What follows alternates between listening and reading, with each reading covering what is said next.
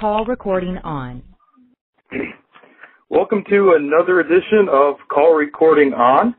Joining us today on our hotline, we have John Allen, frontman from 2008's number one band in Maryland, Charm City Devils. John and company are on the road with Motley Crue's traveling music festival, Crewfest 2, the White Trash Circus, which kicked off yesterday in Camden, New Jersey, and has a stop tomorrow, July 21st at Blossom Music Center. Charm City Devils' debut album, Let's Rock and Roll, dropped May 26th on 11-7 Music, with the title track from the record currently impacting radio. John, thanks so much for taking the time out to speak with me today. Thanks for having me. Sure. And, John, Charm City Devils' sound has frequently been compared to the likes of AC/DC and Aerosmith. I got around to giving your debut album, Let's Rock and Roll, a few spins earlier this week, and it's hard to disagree with those comparisons.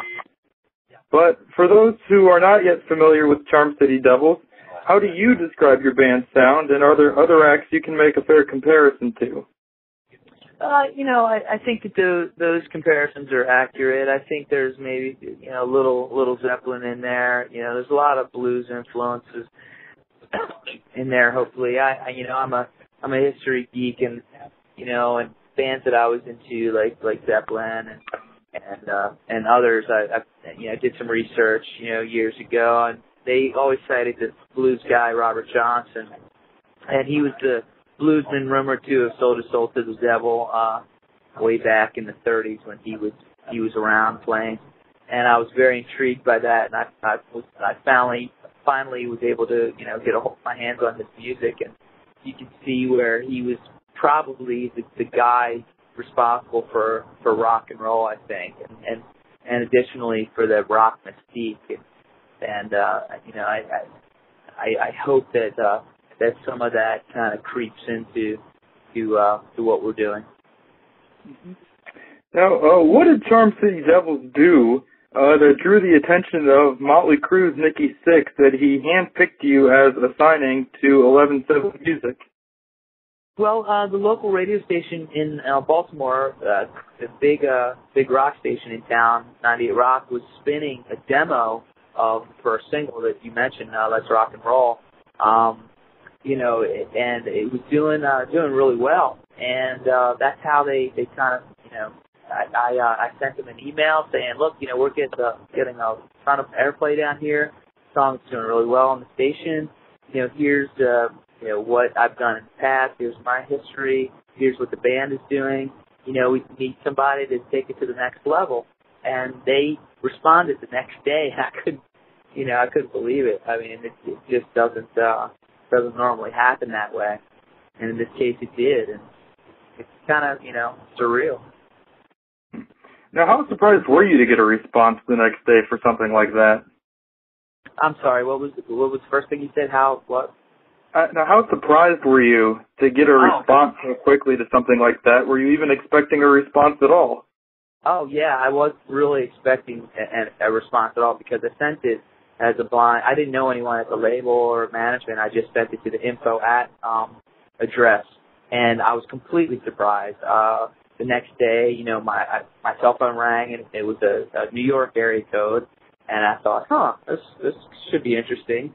And I thought, for a second there, I thought one of my friends was punking me, but I thought, well, they'd have to go through a pretty elaborate scheme to make the caller ID show up a New York number. So yeah, I was completely floored that they called, and they said, listen, we got your email. We really like what we've heard so far. Why don't you come to New York and have a meeting, with the label? And I was like, okay, and I did. And at the end of the meeting, we went to lunch. At the end of the lunch, they were like, let's do this. And again, that doesn't happen. And, but, of course, the lawyers got involved, and it took another year to get the deal done. But just after that, I'm on the bus with Nikki Sixx at last year's Crewfest. And, he was talking about us possibly being on this year's Crewfest. So it's just been a crazy, surreal ride in the last, year and a half for Charm City Devils. Mm-hmm. And now, before the formation of Charm City Devils, you were the drummer for an established act in SR-71. Was it a difficult transition from hiding behind a drum set to becoming a frontman? It's definitely different, man. It's it was a challenge, but it was something that I really wanted to do, and I'm having a blast doing it, man. At first I was playing guitar and singing, so I've done like little baby steps up to where I am now. I've put the guitar down since, and I'm out front running around, hopefully like a crazy man.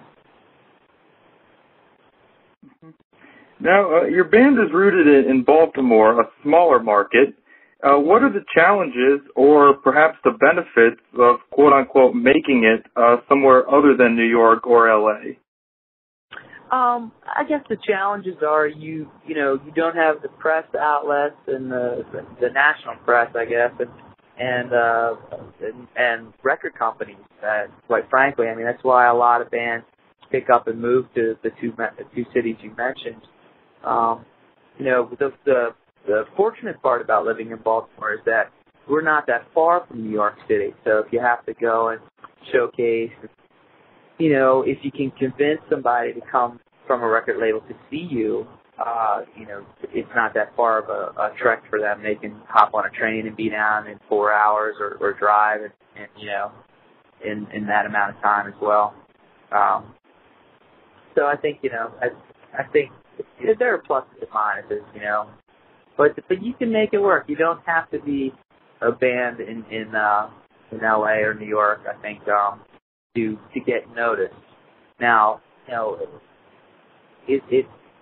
I think sometimes when bands become established, a lot of times the guys have to, maybe relocate because of a lot of business is in Los Angeles, between the studios, the producers, the songwriters, if you're working with outside songwriters. So, but we don't plan on going anywhere. We're very firmly rooted in our hometown, and love where we live. I can't really see us picking up and going anywhere. Mm-hmm. And as we've been discussing, you're on the road with Crewfest 2. Which, of course, is headlined by Motley Crue and also featuring Godsmack, Drowning Pool, and a host of others as well as yourself. Your first show was yesterday. What were your first impressions? It was fantastic. I mean, just an incredible festival. It was the #1 rock festival last summer, and I mean, they've just, they're taking it to another level with doing the whole Dr. Feelgood record. You got to see the stage set that they've built for this thing. It's incredible. I don't think I should give anything away, but it's a trip. It's like Nikki and the guys are always being creative and coming up with new twists and new ways to present their shows, and it's always always a spectacle, always great entertainment, and on top of that you've got all these great bands that are on the bill as well. For us to see the drummer from Godsmack is originally from Maryland, and he's a guy that we grew up watching play drums. Like you mentioned, I was a drummer. He was a guy that I idolized growing up, Shannon Larkin. So to be able to see that band every night and see Theory of a Dead Man every night, and again another great drummer, another great band, and to see the Drowning Pool guys. We played with those guys down south a couple of weeks ago, and they were just blowing people's faces off. They're so great. It's just a real honor and a real joy to just get on our set actually and just hang out and watch these incredible bands for the rest of the night. It's a good way to spend the summer, man. Yeah. Now, Charm City Devils, are you guys up first on the main stage? We are. And how long do you get for your set? I'm sorry, what was that? How long do you get for your set? Oh, like a half hour. And for concert goers that are coming out because they're Motley Crue fans or because they're Godsmack fans. What is one thing that you want them to take away from your performance? One thing, I think that I hope that they just have a great time. I hope they have a blast, man. We get up there, we're not gonna stare at our shoes. We rock out, man. We have a good time. I mean, I guess maybe it's a little bit of a throwback to bands from years ago, but it's like, we put out a lot of sweat, and like I was just saying to somebody, I usually bust my hands like punching cymbals and stuff, and Jason, our drummer's busting his hands on the drum. So if there's not blood and sweat, and craziness going on, and some laughs and some smiles, I mean, it's just a great experience, man, to interact with the crowd, with that many people, and I think people are going to have a blast. Now, for a band like yours that is relatively new to the big show world, what can you learn from veterans like Motley Crue and Godsmack who have been playing amphitheaters and arenas for years? Hopefully we're going to learn a lot, from those guys. I mean, they, like you said, they've been doing it on this high of a level for so long, and they're not only their band but their crew. Everybody is just so top notch, and it's great to be in those hands, first of all. But I'm hoping that I learn. Because like you're saying, I mean, I've only been doing this now for roughly 2 years. This band's only been in existence for.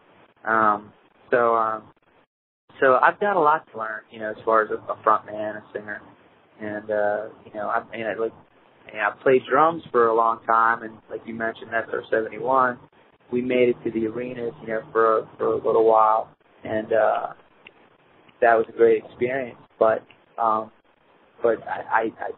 definitely don't have the sort of experience that Motley Crue and Godsmack has under their belts, certainly.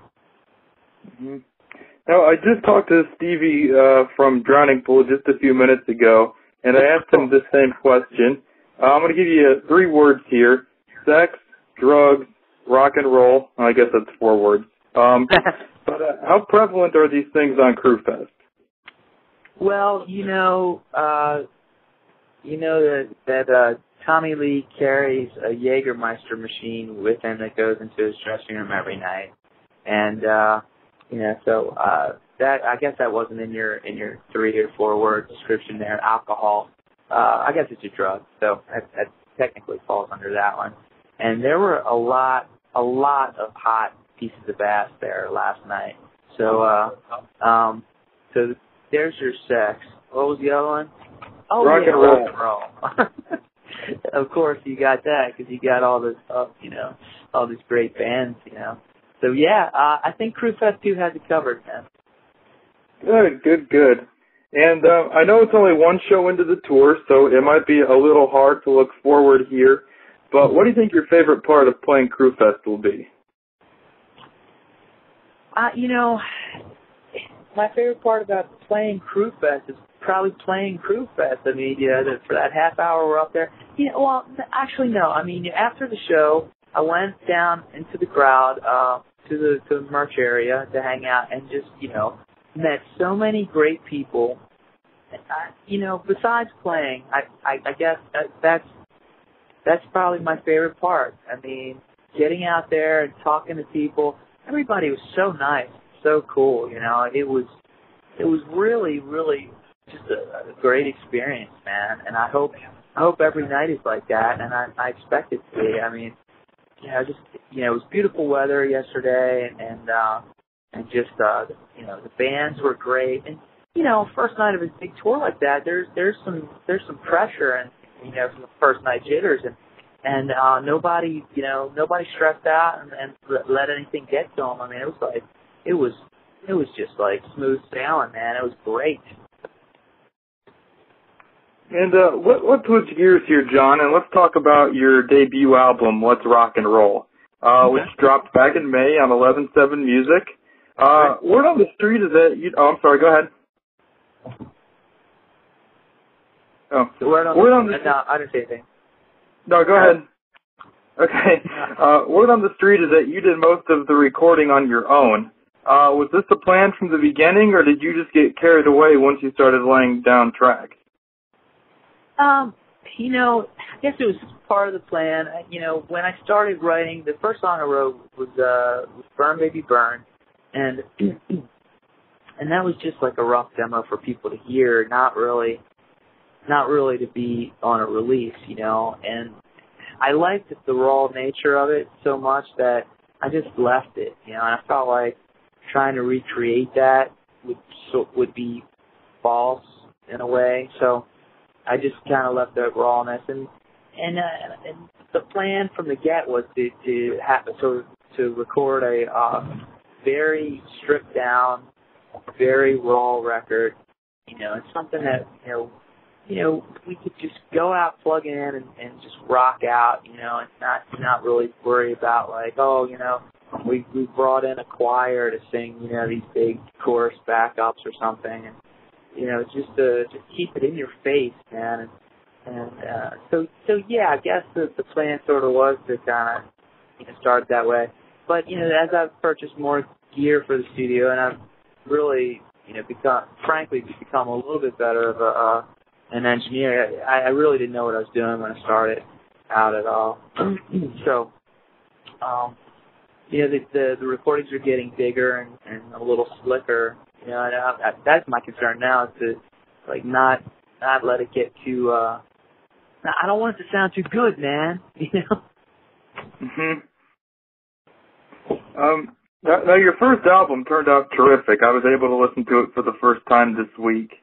Thank you. And does that put pressure on you when you go to record your follow-up effort to, you know, try to match the sound that you have on this album? You know, I don't know. I'm not there yet. I mean, we did this record. You know, I'm really proud of it. You know, I expect that when we go to do the second record, you know, we'll do everything, you know, that we can, the best we can, and you know, and we, you know, we won't release until we're really satisfied and happy with it. So, you know, I don't know. We put pressure on ourselves all the time. We want to do things to the best of our abilities, and to, you know, to communicate to, you know, people, you know, and to have a commonality. So, you know, there's always that kind of pressure there. But I'm not, you know, to answer your question, I guess, in a roundabout way, I'm not feeling that just yet. Mm-hmm. Now, what's coming up on deck for Charm City Devils after Fest wraps up? Do you have plans yet? After Crew Fest 2, is that what you asked? Yes. Well, they're working on putting a tour together for the fall, so we'll see what happens with that. The label, you know, talked to me about working this record for, you know, the next year at least. We'll be on the road, man, playing every nook and cranny on the globe. So as long as there's some people there to come out and, you know, have a few drinks and enjoy some rock and roll, we'll be there, man. We'll pull the van and trailer right up to somebody's living room if we need to, and rock out next to the fireplace. Sounds great, John. And we're going to let you go and enjoy the rest of your day off here. And once again, we've been chatting with Charm City Devils frontman John Allen, currently playing the main stage on the hottest touring festival of the summer, Crew Fest 2, the White Trash Circus. For the tour's full itinerary, you can check out crewfest2.com. That's CRUEFEST, the numeral 2.com. Don't forget, you can check out Charm City Devils' debut album, Let's Rock and Roll, available now on iTunes. And if you can find a retail store still standing, you can pick it up there as well. You can call your local radio station and request Charm City Devils' current single, Let's Rock and Roll. Alternatively, you can also hear that track as well as a few others from the record at myspace.com/CharmCityDevils. John, thanks so much for taking the time to talk with us today. It's been a real pleasure, and have fun on CrewFest. Joe, thank you very much, man. All right, you take care. You too. Okay, Bye. bye-bye.